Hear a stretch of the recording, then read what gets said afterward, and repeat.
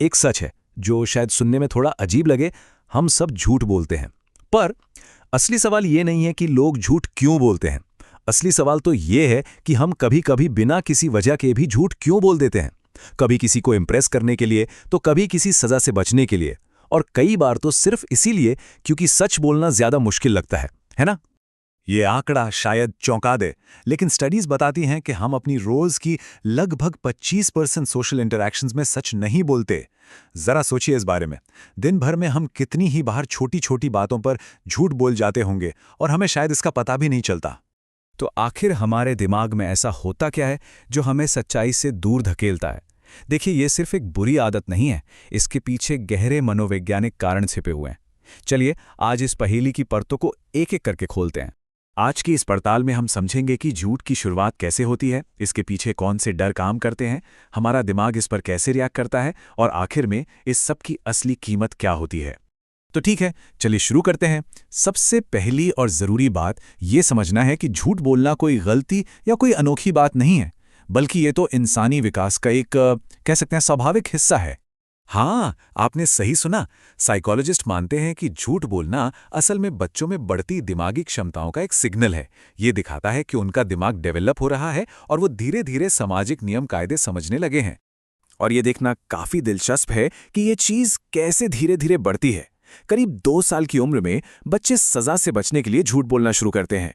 जैसे जैसे उनकी सोचने की शक्ति बढ़ती है, उनके झूठ भी कॉम्प्लेक्स होते जाते हैं और किशोरावस्था तक आते आते ये एक बहुत ही माहिर स्किल बन जाता है। चलिए अब थोड़ा और आगे बढ़ते हैं और देखते हैं कि ये व्यवहार हमारे अंदर बनता कैसे है। अब हम उन असली वजहों को समझेंगे जो हमें धोखा देने के लिए मजबूर करती हैं, और ये वजहें अक्सर हमारी बुनियादी ज़रूरतों से जुड़ी होती हैं।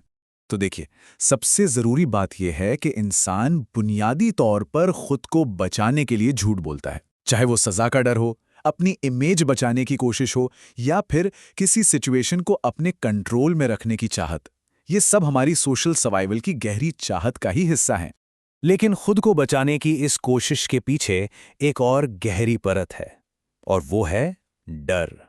जी हां, हर झूठ के पीछे कहीं ना कोई डर जरूर छिपा होता है। और आंकड़े भी यही दिखाते हैं।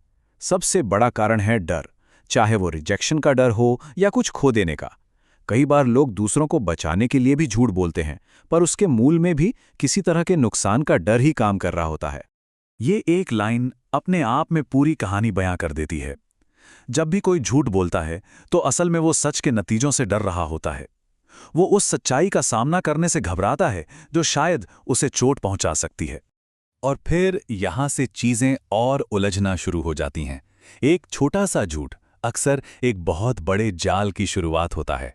एक झूठ को छुपाने के लिए दूसरा, फिर तीसरा, और देखते ही देखते इंसान अपने ही बनाए धोखे के जाल में ऐसा फंसता है कि उससे बाहर निकलना लगभग नामुमकिन लगने लगता है। तो अब थोड़ा विज्ञान की तरफ चलते हैं। देखते हैं कि जब हम झूठ बोलते हैं तो हमारे दिमाग और शरीर पर इसका क्या असर होता है। ये समझना बहुत ही दिलचस्प है। जब हम पहली बार झूठ बोलते हैं तो हमारे दिमाग का जो इमोशनल सेंटर है, जिसे एमिगडाला कहते हैं, वो हमें अपराध बोध यानी गिल्ट महसूस कराता है। लेकिन बार बार ऐसा करने पर दिमाग खुद को ढाल लेता है। एमिगडाला का रिएक्शन कम हो जाता है और हमें बुरा लगना बंद हो जाता है। और ये सिर्फ दिमाग तक ही नहीं रहता, झूठ का असर हमारे शरीर पर भी पड़ता है। दिल की धड़कन बढ़ जाती है, ब्लड प्रेशर बढ़ जाता है और स्ट्रेस हार्मोन कोर्टिसोल का लेवल भी बढ़ जाता है। हमारा शरीर इसे एक असली तनाव की तरह ही लेता है। और यही सबसे खतरनाक बात है। जैसे जैसे हमें बुरा लगना बंद होता जाता है, हमारा दिमाग बेईमानी का आदी हो जाता है और फिर बड़े और ज्यादा झूठ बोलना आसान लगने लगता है। अब बात करते हैं उस धोखे की जो शायद सबसे ज्यादा नुकसान पहुंचाता है। वो झूठ जो हम दूसरों से नहीं बल्कि खुद से बोलते हैं।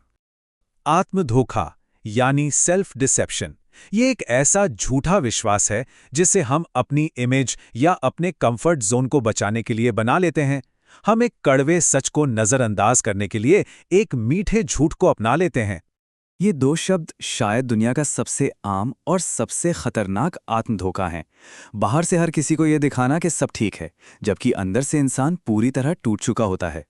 ये हम हर रोज अपने आसपास देखते हैं। है ना? अपने सपनों को टालते रहना, अपनी मुश्किलों के लिए दूसरों को ब्लेम करना, या फिर एक टूटे हुए रिश्ते में सिर्फ इसलिए बने रहना क्योंकि सच का सामना करने की हिम्मत नहीं है।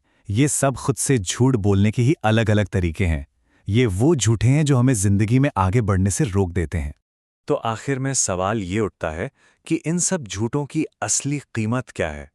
ये सिर्फ रिश्तों को खराब नहीं करता, इसका असर इससे कहीं ज्यादा गहरा होता है।